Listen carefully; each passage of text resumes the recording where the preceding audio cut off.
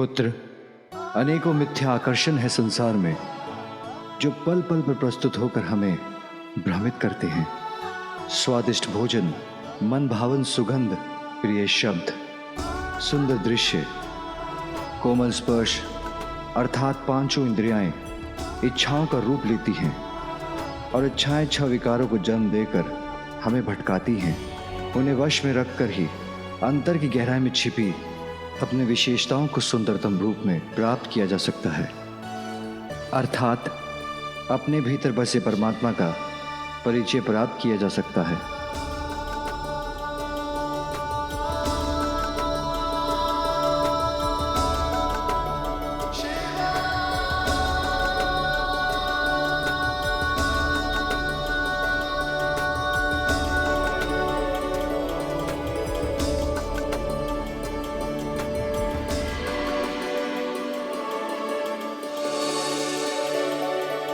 अपनी अंतरात्मा में झांककर अपने अवगुणों को दूर करना, बुराई का मार्ग त्याग कर अच्छाई के मार्ग पर चलना, गुणों को निखारना, परमात्मा से मिलन के अपने परम उद्देश्य पर स्थिर रहना, अपने भीतर छिपी सुंदरता से संपूर्ण जगत को आनंदित करना। जीवन के इसी परम ज्ञान का प्रतीक है ये मोदक।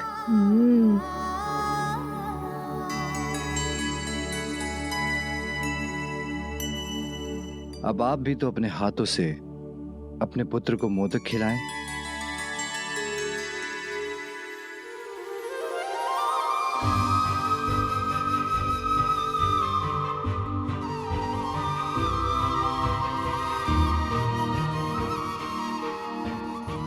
लो पुत्र।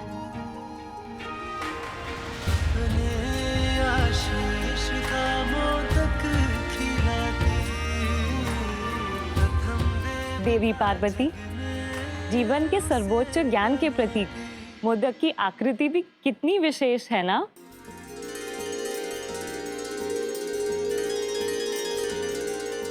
हाँ देवी लक्ष्मी, मोदक का आकार तो महाशून्य के ही समान है। माँ, मुझे कुछ समझ में नहीं आया, ये महाशून्य क्या होता है? महाशून्य तो अनंत है, अपने आप में ही संपूर्ण है। समस्त जगत और सभी जीवों का जीवन उसी से उत्पन्न होता है और उसी में समाता है, अर्थात ये तो प्रणव मंत्र ओमकार का ही प्रतीक है। इसीलिए पुत्र, जो मोदक के वास्तविक अर्थ को जान जाता है वो संसार के दुख सुख से परे रहता है। सांसारिक माया जाल से भ्रमित न होकर परमात्मा से स्वयं को जोड़कर पूर्णता को प्राप्त करता है ना माँ?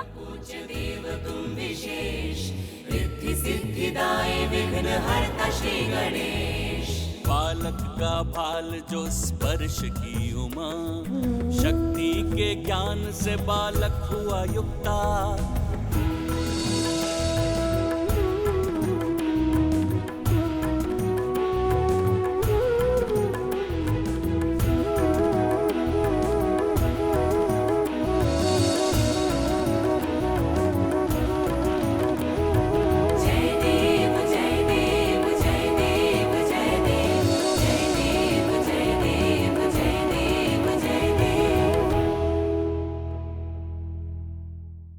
अरे अरे पुत्र,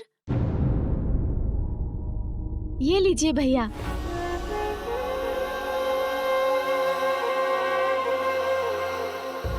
माता, ये मोदक का ही प्रभाव है जो गजानन अपना भोजन मुझसे बांटना सीख गया।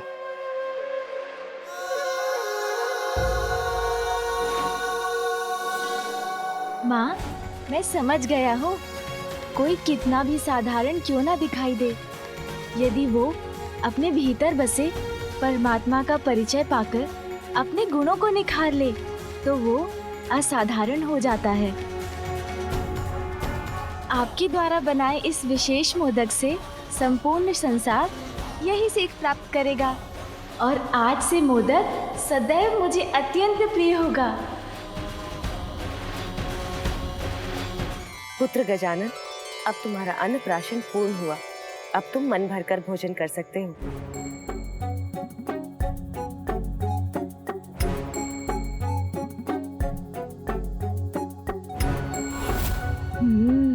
आज तो मन भरकर भोजन करूंगा।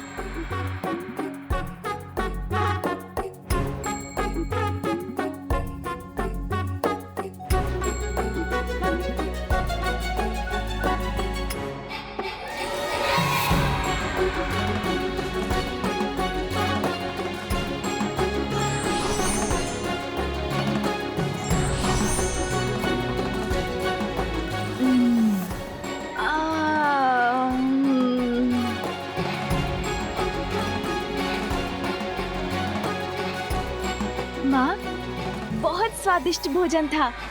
आनंद आ गया और मेरा उदर भी भर गया। आपकी अनुमति हो तो मैं निद्रा करने जाऊं? हाँ पुत्र, अपनी नानी माँ के साथ जाकर थोड़ा विश्राम कर लो।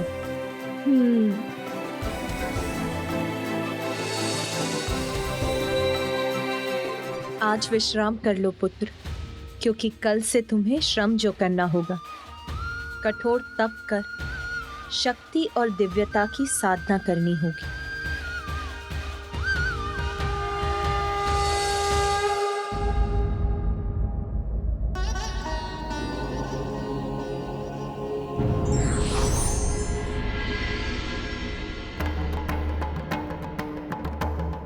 देवराज इंद्र, प्रणाम महादेव। क्या है आपकी चिंता का कारण?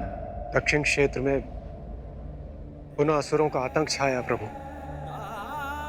हम देवताओं के धर्म की रक्षा करने के लिए एक बार पुनः हमें देव सेनापति कार्तिकेय की आवश्यकता है।